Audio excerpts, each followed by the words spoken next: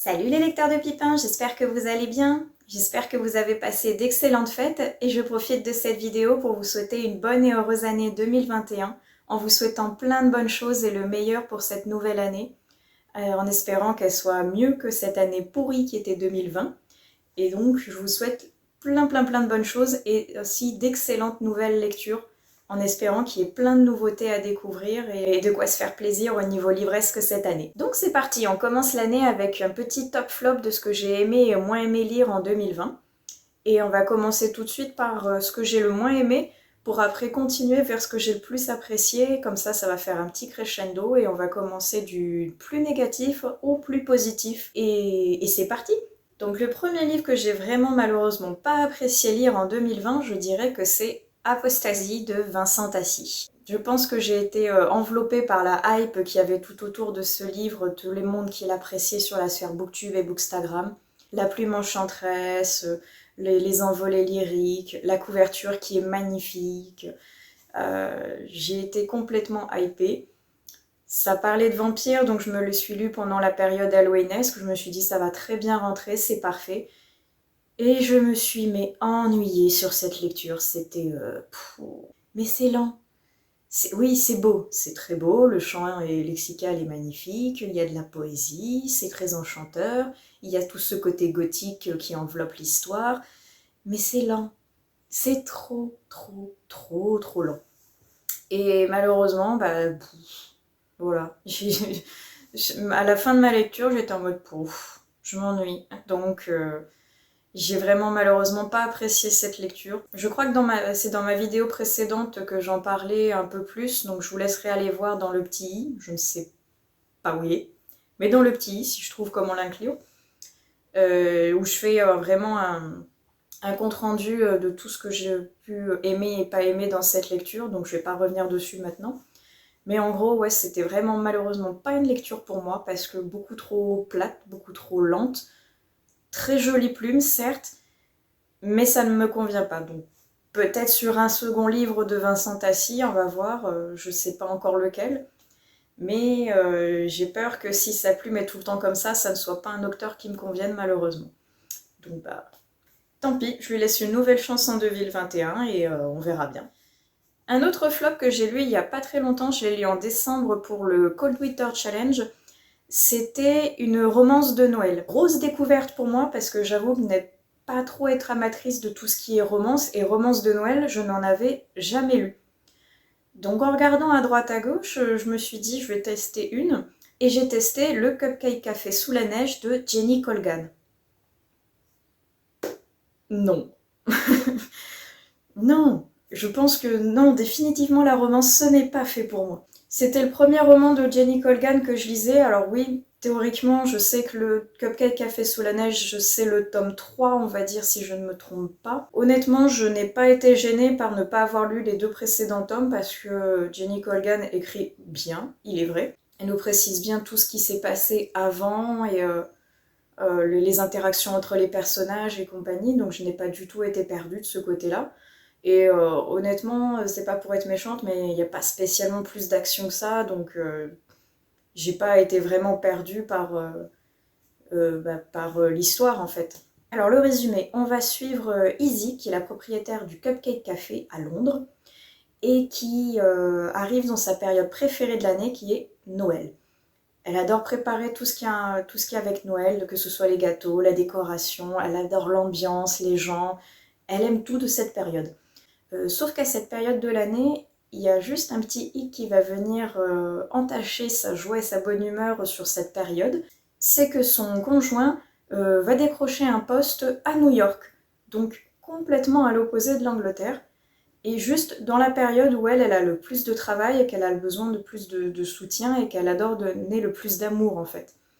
Donc elle va se retrouver toute seule en gardant le frère de son conjoint. Et elle va se retrouver donc toute seule à devoir gérer le petit frère, sa pâtisserie et son manque affectif vu que son conjoint n'est pas là alors qu'elle déborde d'amour et elle aurait adoré pouvoir passer les fêtes avec lui. En fait, je n'ai pas aimé parce que c'est plat. Une fois de plus, la romance, ça bouge pas trop, hein. C'est pas un roman d'action, c'est pas un thriller, c'est plutôt plat.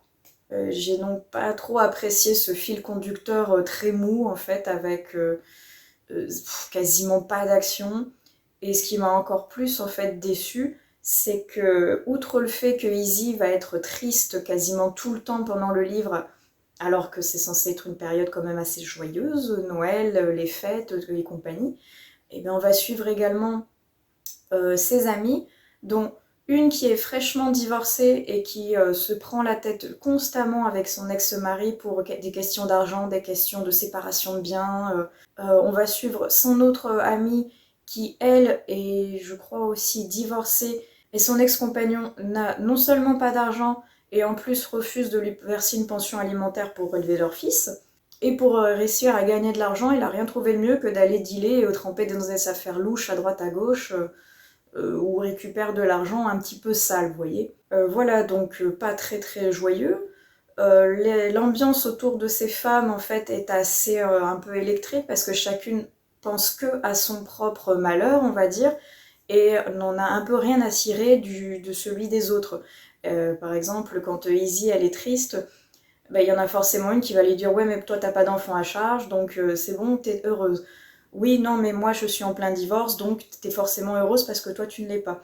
Oui non mais moi j'ai besoin d'argent donc toi t'en as pas besoin donc t'es forcément heureuse. Et c'est constamment ça en fait, il y a constamment une espèce de petite rivalité qui fait que l'ambiance qui devait être joyeuse et festive devient tout de suite un peu malsaine et lourde et en fait triste. J'ai trouvé ça triste en fait de suivre ces femmes qui étaient complètement perdues, complètement déchirées entre un mauvais mariage, un problème avec l'éducation de son enfant et compagnie. Et c'est pas ça qu'on cherche, je pense, dans une romance de Noël. Non, je pense qu'il faut certes quelques péripéties pour pas que ce soit trop plat ou lourd, mais on cherche de la joie. Enfin, en tout cas pour moi, je m'attendais à retrouver de la joie, à retrouver de la bonne humeur, à retrouver cette ambiance festive de préparation de fête, cette envie de faire plaisir, de toutes ces préparations de gâteaux de Noël, de décoration, d'aller jouer dans la neige, je ne sais pas moi, tout plein de trucs qui feraient que, eh bien, on se retrouve dans une belle ambiance qui donne envie de nous rapprocher justement les uns des autres, d'avoir, je sais pas moi, un peu plus d'amour, de fête et de joie. Pas se taper le divorce de machine et trouver les états d'âme de bidule qui n'a pas assez de sous alors qu'elle est déjà archi riche, quoi. Franchement, non, c'est pas du tout passé pour moi, c'est fort dommage. Je crois que le seul truc que j'ai aimé là-dedans, c'est que à chaque début de chapitre, il y a une recette de Noël. J'ai trouvé ça super original, je sais pas si c'était comme ça dans les deux tomes précédents, mais en tout cas pour celui-ci, j'ai trouvé ça super original, avec des bonnes idées de recettes. En plus, il y a plein de petits gâteaux à faire à Noël, justement, dans une bonne ambiance, et c'est la seule chose que j'ai appréciée, en fait. Donc malheureusement, quitte à apprécier que les recettes en début de chapitre, bah, je vais lire un livre de cuisine, hein, honnêtement. Je m'ennuierai certainement moins et ça va plus m'amuser de lire la recette et de cuisiner derrière que de lire et après avoir une histoire complètement plate et pas du tout pour moi dans une ambiance de Noël. Mais non, enfin, ouais, ça n'a pas marché, donc pour moi c'était plus une romance dépressive plutôt que quelque chose dans la festivité de Noël, quoi. C'est dommage, je pense que je réessayerai quand même au moins une fois de donner une chance à ce genre pour essayer de trouver pourquoi déjà la moitié de la booktube sphère est fan de ça. Est-ce que c'est moi qui suis spéciale? Est-ce que je suis pas assez romantique peut-être? Je sais pas. Mais je vais réessayer et puis on verra bien ce que ça donne. Et si ça marche pas, c'est que je pense que définitivement la romance de Noël, c'est pas fait pour moi. Tant pis, on passera au prochain. Donc mon prochain flop, ah ouais, alors lui, c'est pareil. Je m'attendais à quelque chose mais de sensationnel et je me suis ennuyée. Mais en fait, à chaque chapitre, je me disais mais bon sang, c'est nul, quand est-ce que l'histoire va vraiment commencer? Quand est-ce que ça va bouger? Même mon copain me disait mais arrête si c'est nul. Pourquoi tu te tortures à continuer à le lire si t'aimes pas? Moi j'étais là mais peut-être que je vais arrêter au mauvais moment, peut-être que c'est au chapitre d'après que ça va commencer. Et je continuais non, ça n'a jamais commencé. J'ai fini le livre, j'étais en mode bon, j'ai perdu tant de temps dans ma vie alors que j'aurais pu lire autre chose finalement. Alors déjà, petit disclaimer, pour tous les romans que je n'ai pas aimés, ça n'engage que moi, hein, ce n'est que mon avis, et je suis pas là pour enfoncer les auteurs qui ont créé ces livres, je dis juste mon ressenti, avant que tous les haters viennent me cracher dessus dans les commentaires. Si je n'aime pas, peut-être que vous allez aimer. Si quelque chose que vous aimez, bah, peut-être que je vais pas aimer, et inversement. Donc, ceci étant dit, la prochaine lecture que je n'ai pas aimée, c'est Personne ne sortira d'ici vivant. C'est à la base un roman d'horreur. Je crois que j'en avais parlé un peu dans les recommandations d'Halloween. Alors oui, recommandations, alors je l'ai pas aimé, mais comme je vous disais, ça n'engage que moi. Moi, je ne l'ai pas aimé, mais il a une ambiance quand même assez sordide, assez glauque, assez obscure, qui fait que ça pouvait très bien rentrer dans le cadre halloweenesque et que quelqu'un pouvait très bien apprécier cette lecture, alors que moi, je l'ai pas aimé. Voilà. Donc, Personne ne sortira d'ici vivant. On est à Londres, on est en Angleterre, si je ne me trompe pas. Et en Angleterre, en fait, on va suivre une jeune fille qui est complètement fauchée et qui essaye de survivre en allant de petit boulot en petit boulot. Et malheureusement, ses missions deviennent de plus en plus rares, elle galère de plus en plus. Et pour essayer d'avoir un toit au-dessus de sa tête, le temps de trouver quelque chose de mieux, et ben elle a pris la chambre la moins chère d'Angleterre qu'elle a pu trouver, qui va être à moitié moisie avec une isolation mais complètement inexistante, pas de chauffage, enfin la totale, plus un propriétaire qui ne pense qu'à l'argent, et peut-être également à faire une espèce de trafic de femmes dans cette maison dans laquelle il essaye de louer chaque chambre à une fille différente pour et peut-être créer un petit commerce lucratif pour lui. Et pour ajouter encore un poids supplémentaire à son équilibre déjà très fragile et sa malchance, et ben elle va se mettre à entendre des voix, des bruits de pas, des cris, des pleurs, et elle se demande si elle n'est pas si seule que ça dans cette maison, et si elle n'est peut-être pas hantée par quelque chose que le propriétaire voudrait cacher en fait, et ce serait pourquoi elle est si peu chère cette chambre.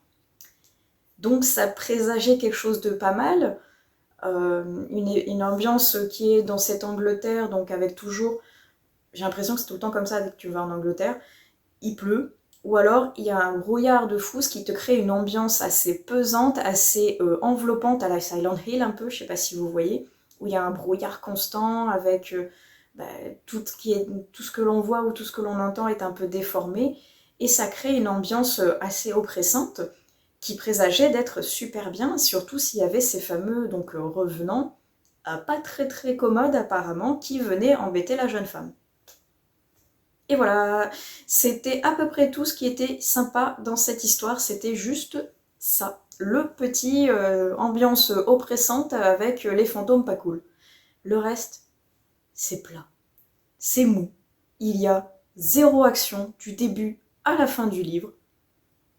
Et franchement, l'ambiance qui à la base devait être oppressante devient glauque et malsaine justement avec cette histoire de commerce sexuel. Ce sont des femmes qui viennent de l'Europe de l'Est, donc qui ne parlent pas très bien la langue du pays dans lequel elles sont.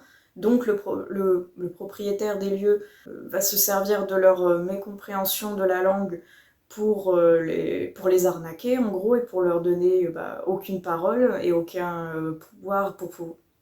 pouvoir de rétractation. Et on va se retrouver dans un commerce sexuel qui, en premier lieu, n'était pas spécialement visible avec le résumé, quoi.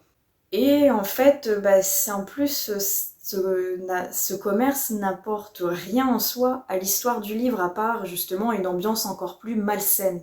Ça n'a rien à voir avec le reste de l'histoire. Les fantômes, ouais, il y a des fantômes, il y a un peu de magie noire aussi dans l'eau, avec une espèce de créature à moitié entre l'esprit, la sorcière, on ne sait pas trop, mais qui serait emprisonnée là. Donc, sans trop vous spoiler, il y a donc cette espèce de créature chelou qui est là-dedans.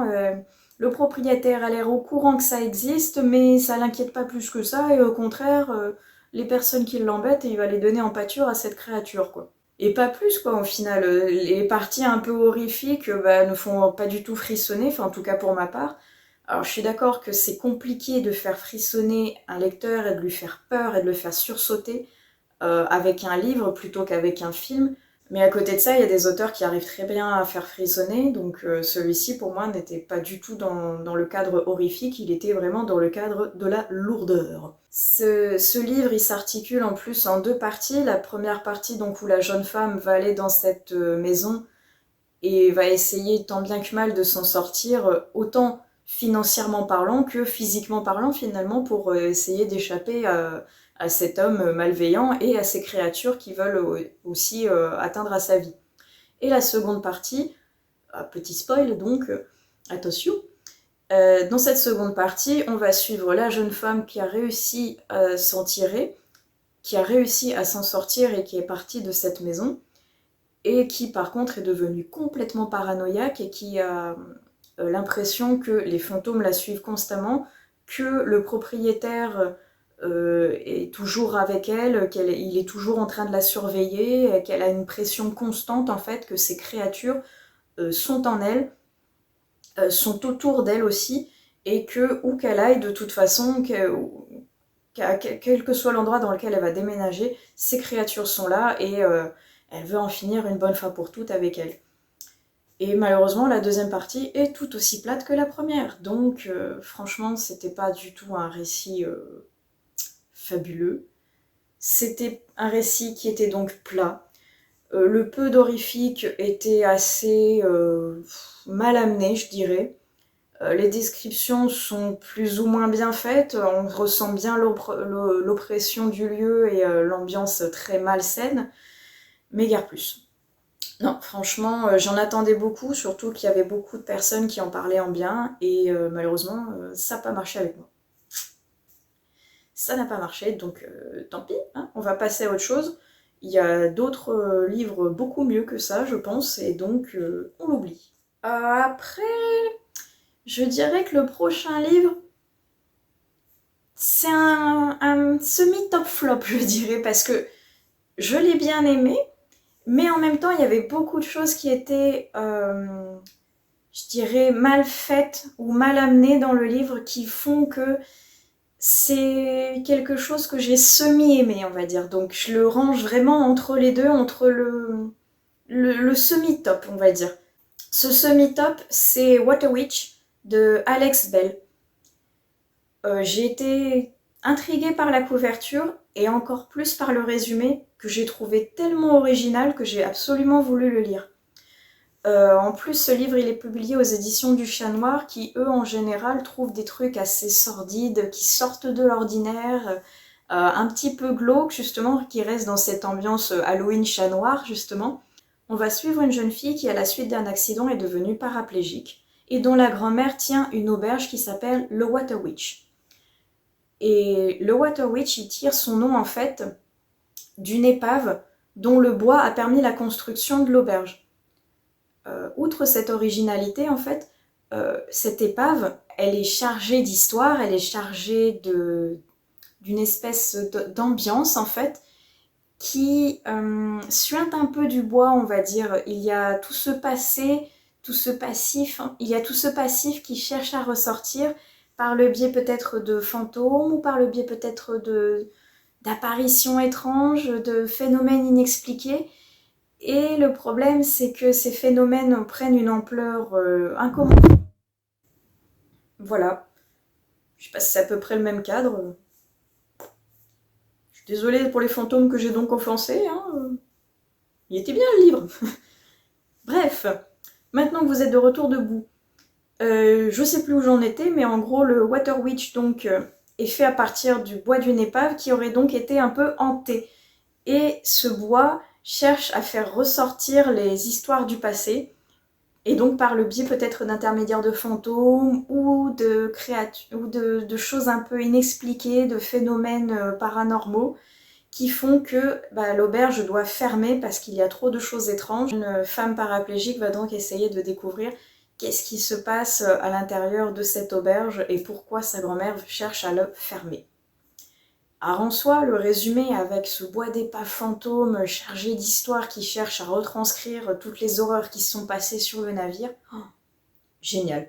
Franchement, j'ai adoré cette idée de bois d'épave qui sert de récupération pour créer une auberge qui va être hantée par le passif du bateau. C'est fabuleux, j'ai adoré cette idée. En soi, le fil de l'histoire correspond bien à cette partie-là, correspond bien à cette retranscription justement du passif du navire à travers les murs. Mais malheureusement, j'ai trouvé que c'était un peu brouillon. Le livre fait à peine 200 pages et je pense qu'il aurait mérité d'être un peu plus poussé, d'un peu plus approfondi, quitte à faire 100 ou 150 pages de plus, peu importe, mais d'être plus long pour pouvoir justement permettre de creuser un peu plus les personnages et peut-être que d'approfondir un peu plus l'histoire, je trouve. Parce que malheureusement, je trouve que les personnages sont pas assez détaillés. En tout cas pour certains, il y en a qui auraient mérité d'être un peu plus creusés. Le personnage de Shell notamment, qui est empreint de mysticisme, qui est beaucoup orienté dans tout ce qui est magie. Il aurait gagné, je trouve, à être un peu plus approfondi, à creuser un peu plus dans son histoire, dans son passif avec ses parents, notamment sa mère qui lui aurait donné cette envie de s'intéresser à la magie. Je trouve que c'est pas assez abouti, les personnages sont parfois un peu trop survolés et cette ambiance justement de bateau hanté aurait pu être encore plus creusée, plus poussée et plus amenée dans le sordide et le glauque que ça l'est actuellement. Peut-être que ouais, il est un peu trop court je pense pour qu'il soit abouti à 100%. C'est pour ça que je l'ai trouvé que c'était un semi-top en fait. Semi-top parce que l'idée est bien, l'histoire est bien, l'écriture est très belle aussi, mais elle n'est pas assez aboutie. Ça aurait mérité 100 à 200 pages de plus avec plus de recherche derrière, de description, que ce soit au côté des personnages, au côté de ce navire et côté, sans faire de spoil, mais de l'histoire qui se cache derrière cette créature que l'on voit sur la couverture et qui n'est pas étrangère, on va dire, au malheur du Water Witch. Ça aurait été beaucoup plus intéressant, je trouve, de creuser la partie historique qu'il y a derrière ça. Surtout que c'est pas le premier roman qui en parle, ce sera pas le dernier. Il y a énormément de matière à trouver des faits historiques et de les enjoliver pour que ce soit un peu plus romancé. Et c'est ce qui manquait un petit peu, j'ai trouvé. C'était un peu trop lancé comme ça à la dernière minute, en mode voilà l'explication, c'est à cause de ça. C'est pour ça que c'est un semi-top. Il n'est pas non plus dans les flops parce que l'histoire est agréable à lire, avec une bonne idée derrière, un bon concept de recherche, mais pas assez abouti pour qu'il soit non plus classé dans les tops. C'est dommage.